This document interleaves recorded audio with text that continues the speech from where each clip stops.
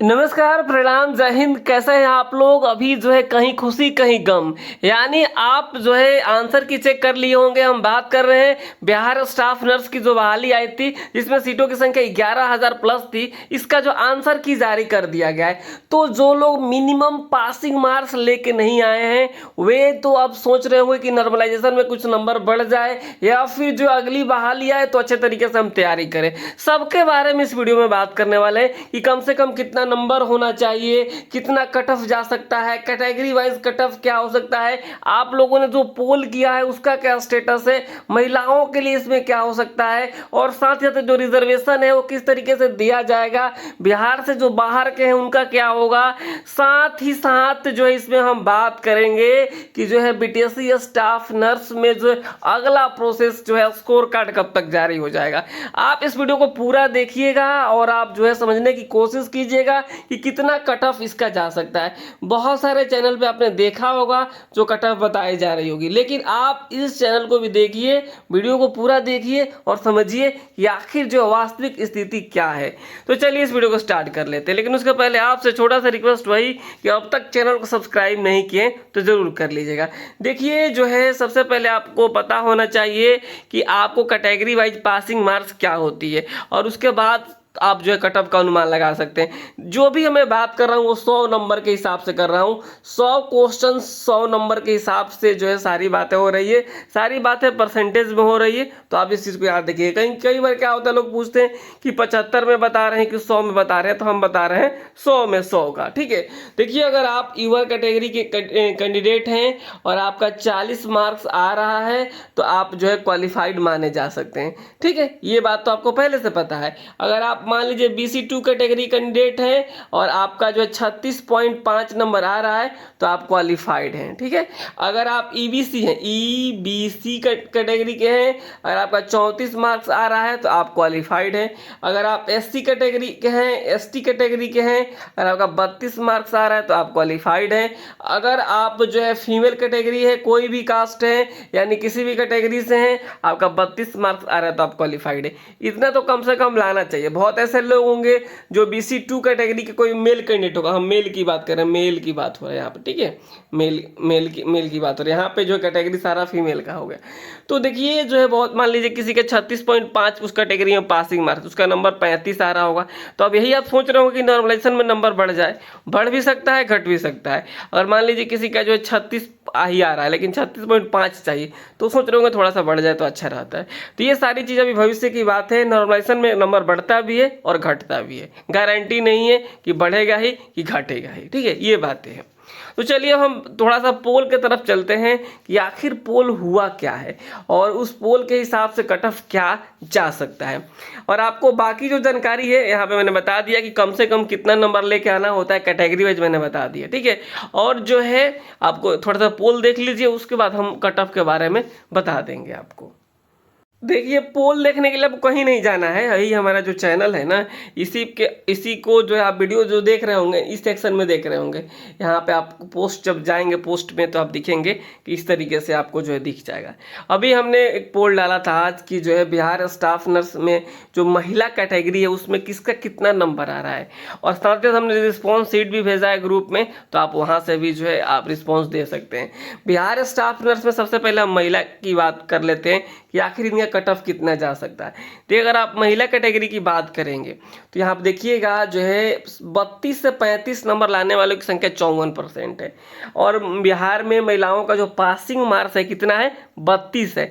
चाहे वो यूआर कैटेगरी की हो, चाहे वो OBC की हो, चाहे वो EWS की हो, चाहे वो EBC की हो, चाहे वो जो है SC ST की हो, सारी महिलाओं का मिनिमम पासिंग मार्क्स कितना है, 32 है। और जो 32 से 35 लाने वाले हैं इनका जो है परसेंटेज की हम बात करें तो 54% लोग, यानी बहुत बड़ा जो जनसंख्या है, यानी बहुत बड़ा जो अभ्यर्थी हैं वह इसी कैटेगरी में आ रहे हैं, यानी 32 से 35 में। तो जो कट ऑफ जाएगा मैं आपको बता दूं, महिला कैटेगरी का जो कट ऑफ जा सकता है वह अप्रॉक्स 35 के आसपास जा सकता है। ठीक है। 35 ओवरऑल मैं बता रहा हूँ, 35 सभी कैटेगरी की मैं बात कर रहा हूँ, 35 से ज़्यादा नहीं जाएगा। कुछ ऐसी कैटेगरी होगी जिसमें मिनिमम पासिंग मार्क्स लाने वालों की नौकरी हो सकती है, जैसे कि एससी कैटेगरी। इसमें जो लोग 32 मार्क्स भी लेके आ रहे हैं, अगर आप महिला हैं तो आपकी नौकरी होने की संभावना है। ठीक है, ये जो मैं आंकड़ा बता रहा हूँ नॉर्मलाइजेशन से पहले का बता रहा हूँ। ठीक है, ये महिला के लिए। ओवरऑल हम बताएंगे कट ऑफ। यहाँ दूसरा कैटेगरी हम देखते हैं ईडब्ल्यूएस के लिए। देखिए ईडब्ल्यूएस का जो मामला आप देखेंगे, यहाँ पे ईडब्ल्यूएस में जो है आपको 40 से जो है यहाँ पे 45 नंबर लाने वालों की संख्या 61% है। तो ईडब्ल्यूएस का जो कट ऑफ जाने वाला है वो अप्रॉक्स जो कट ऑफ जाएगा, ईडब्ल्यूएस का जो कट ऑफ जाएगा वह आपको जो है 46 से लेकर के 50 के बीच में जा सकता है ईडब्ल्यूएस का कट ऑफ। ठीक है, इससे ज़्यादा आपको जाने की उम्मीद नहीं है। अगला जो हम कैटेगरी देखते हैं ईडब्ल्यूएस के बाद से जो है एससी एसटी की कैटेगरी। देखिए जो एससी एसटी की कैटेगरी है, इसमें आप देखिएगा 32 से 38 लाने वालों की संख्या 67% है। अगर आप एससी कैटेगरी से हैं या फिर एसटी कैटेगरी से हैं, अगर आपका नंबर 35 मार्क्स आ रहा है तो आप अपने आप को सेफ जोन में मान सकते हैं और आपकी नौकरी हो सकती है। हालांकि अगर आप महिला हैं 32 भी आ रहा तो हो सकता है, पुरुष भी हैं तो 32 वालों का भी हो सकता है, लेकिन अगर 35 आ रहा है तो आप बिल्कुल सेफ जोन मान के चलिए। ठीक है, ये एससी एसटी के लिए। इसके बाद से जो आता है यहाँ पे बता दूँ ईबीसी कैटेगरी के लिए कि आखिर ईबीसी के कट ऑफ कितना जा सकता है। देखिए जो ईबीसी की बात हो रही है यहाँ पे आप देखेंगे जो है 32 महिलाओं के लिए जो बात हो रहा है, तो यहाँ पे जो है आपको 44% लोग महिला जो हैं वो 32 से 34 के बीच में है।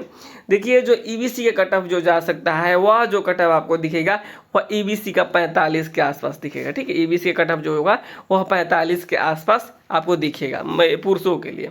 वही हम बात करें जो है आपको जो है BC2 कैटेगरी के जो है, यानी जिसे पिछड़ा बार कहा जाता है, इनका जो आपको कट ऑफ 46 से लेकर के 48 तक दिखेगा। ठीक है, अब एक बार हम ओवरऑल कट ऑफ आपको बता देते हैं। ठीक है, ईवर कैटेगरी के एक बार आप सबसे पहले समझ लीजिए, ईवर कैटेगरी का जो कट ऑफ जा सकता है वह आपको जो है 55 के आसपास जा सकता है। ठीक है, 55 के अप्रॉक्स जो है ईवर कैटेगरी में कट ऑफ जाएगा। ठीक है, तो चलिए एक बार ओवरऑल कट ऑफ आप समझ लीजिए और फिर आप जो है आपसे विदा लेंगे हम और सारी जानकारी भी दे देंगे। तो चलिए ओवरऑल एक बार हम कट ऑफ बता देते हैं। और ये जो कट ऑफ मैं बता रहा हूँ नॉर्मलाइजेशन से पहले के बता रहा हूँ। नॉर्मलाइजेशन में किसी का नंबर बढ़ भी सकता है और किसी के घट भी सकता है, ये चीज़ें आप याद रखिएगा। तो देखिए जो ईवर कैटेगरी है, ईवर कैटेगरी और आपका नंबर 55 आ रहा है, 55 मार्क्स आ रहा है, तो आप बिल्कुल सेफ जोन में है। ठीक है, सेफ जोन में है, समझ गए आप लोग। 55 मार्क्स कट ऑफ मैंने बताया है ईवर कैटेगरी का। ठीक है, अगर आपको मैं बता दूं, अगर आप ईडब्ल्यूएस से आ रहे हैं, ठीक है, और ईडब्ल्यूएस में आपका 45 मार्क्स आ रहा है, 45 मार्क्स आ रहा है, तो आप अपने आप को सेफ जोन में मानेंगे। ठीक है, कम वालों को भी हो सकता है, लेकिन इतना मैं बता रहा हूँ ईडब्ल्यूएस के लिए। वहीं हम बात करते हैं BC2 कैटेगरी के लिए। देखिए BC2 कैटेगरी में जो है नौकरी, ये सारा का सारा मैं मेल के बता रहा हूँ। ये BC2 कैटेगरी में अगर आपका नंबर 48 के आसपास आ रहा है, 48 मार्क्स, ठीक है, तो आप सेफ जोन में हैं। ठीक है, ये किसके लिए है? ये जो है BC2 के लिए है। वहीं हम बात करें EBC कैटेगरी के लिए, तो EBC कैटेगरी में आपका 42 मार्क्स आ रहा है, 42 मार्क्स, तो आप अपने आप को सेफ जोन में मानेंगे। ठीक है, EBC के लिए। वहीं हम बात करें SC ST कैटेगरी के लिए, अगर आपका 38 मार्क्स आ रहा है, 38 मार्क्स के आसपास आ रहा है, तो आप अपने आप को सेफ जोन में मानेंगे। हालांकि इससे कम पे भी नौकरी हो सकती है, लेकिन ये जो मैं बता रहा हूँ ये जो है आप लोगों से बातचीत के हिसाब से, आप सभी के पोल के रिव्यू के हिसाब से, आप सभी के कमेंट्स के हिसाब से मैं बता रहा हूँ। उसके बाद कैटेगरी आती है जो है फीमेल कैटेगरी। देखिए अगर आप फीमेल कैटेगरी हैं, ठीक है, फीमेल कैटेगरी हैं, अगर आप मान लीजिए ईवर से आते हैं, ईवर से आते हैं और फीमेल हैं, अगर आपका 40 मार्क्स आ रहा है, तो आप अपने आप को सेफ जोन में मानिएगा। 40 मार्क्स आ रहा है तो आप जो है बिल्कुल सेफ जोन में। अगर आप जो है ईवर कैटेगरी से आ रहे हैं 40 नंबर। वही हम बात करेंगे बाकी कैटेगरी EWS में। EWS में अगर आपका जो है नंबर 38 आ रहा है, तो आप अपने आप को सेफ जोन में मानेंगे। ठीक है, EWS में। वहीं हम बात कर लेते हैं अगर आप BC2 कैटेगरी का, तो यही 35-36 जाएगा। SC ST के लिए भी वही 34-35 के आसपास रहने वाला है इसमें कट ऑफ। ठीक है, महिलाओं के लिए। ये सारा का सारा आंकड़ा है आपके सामने, आप इन सारी चीज़ों को देखिए और जो अब तक का जो रुझान आया है, अब तक का जो रिस्पॉन्स आया है, उस हिसाब से मैंने बताया है। आने वाले दिनों में अगर बदलाव होता है तो मैं उसको भी बताऊंगा। अब हम थोड़ा सा चलते हैं, आपको बता देते हैं कि आखिर रिजर्वेशन कैसे मिलेगा।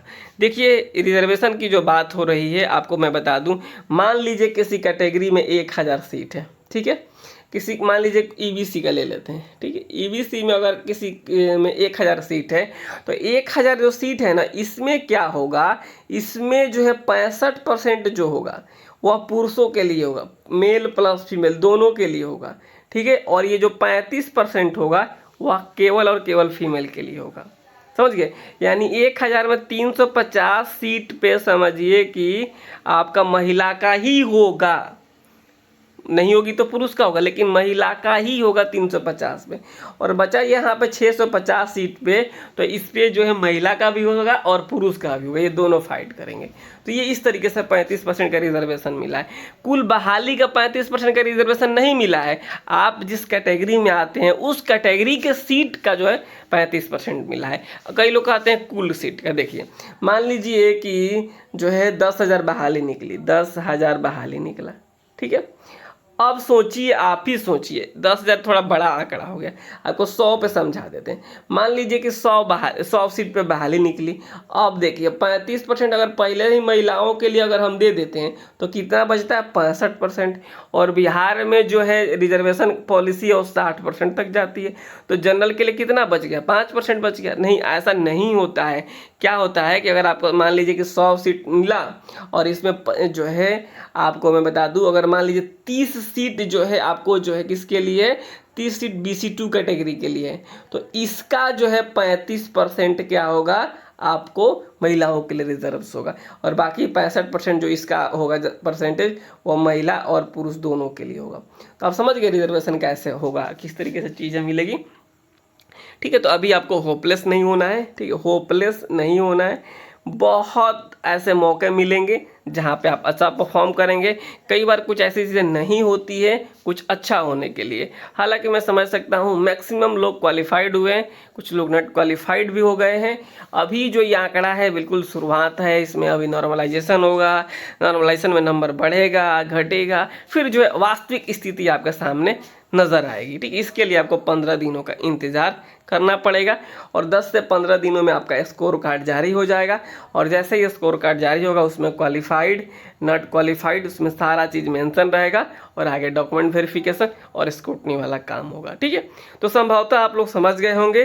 कट ऑफ को लेकर बहुत ज़्यादा परेशान नहीं होना है, क्योंकि नॉर्मलाइजेशन होने के बाद से इसमें बदलाव होगा, ये बात मैं आज ही बता देता हूँ आपको। ठीक है, तो आप हमारे चैनल को सब्सक्राइब करके रखिए और अब तक आपने पोल नहीं किया है तो आप पोल जरूर कीजिए, पोल जरूर कीजिए।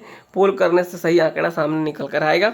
और आप हमारे ग्रुप से जुड़े हुए हैं तो वहाँ पे आप रिस्पॉन्स ज़रूर दीजिए, जो मैंने लिंक डाला है ग्रुप में। ठीक है, तो फिलहाल इस वीडियो में इतना ही रखते हैं। आप हमारे चैनल को सब्सक्राइब करना बिल्कुल मत भूलिएगा और जो है तैयारी आप करते रहिए, पढ़ाई छोड़ना नहीं है। कई बार क्या होता है, ऐसा थोड़ा है कि हम स्टाफ नर्स हमें बनना है, तो स्टाफ नर्स बनना है तो हम BTSC में ही बनेंगे, RRB में क्यों नहीं जाएंगे, RRB में क्यों नहीं जाएंगे, DSSSB में क्यों नहीं जाएंगे। ठीक है, या फिर जो है अदर कोई भर्ती निकलती है उसमें क्यों नहीं जाएंगे, कहीं भी जा सकते हैं। तो उसके लिए पढ़ना पड़ेगा। आप पढ़ाई करते रहिए, अगर आप पढ़ाई करते रहेंगे और सिलेबस के अकॉर्डिंग करते रहेंगे तो आप ज़रूर अच्छा करेंगे, इस बात की पूरी संभावना है। और देखिए, एक बात जाते जाते मैं बता देता हूँ कि आप कोई भी एग्ज़ाम्स की तैयारी करें ना, कोई भी एग्ज़ाम्स की प्रिपरेशन करें तो आप जो है उसका सिलेबस सबसे पहले देखें। अगर आप सिलेबस सबसे पहले नहीं देखेंगे तो जो है समुद्र में जो आप क्या करेंगे, समझिए कि पत्थर फेंकेंगे और तो उससे कुछ होगा नहीं। आप बिल्कुल सिलेबस देखना है, सटीक पढ़ाई करनी है। ठीक है, तो फिलहाल इस वीडियो में इतना ही रखते हैं। चैनल को सब्सक्राइब करना बिल्कुल मत भूलिएगा। नमस्कार, धन्यवाद।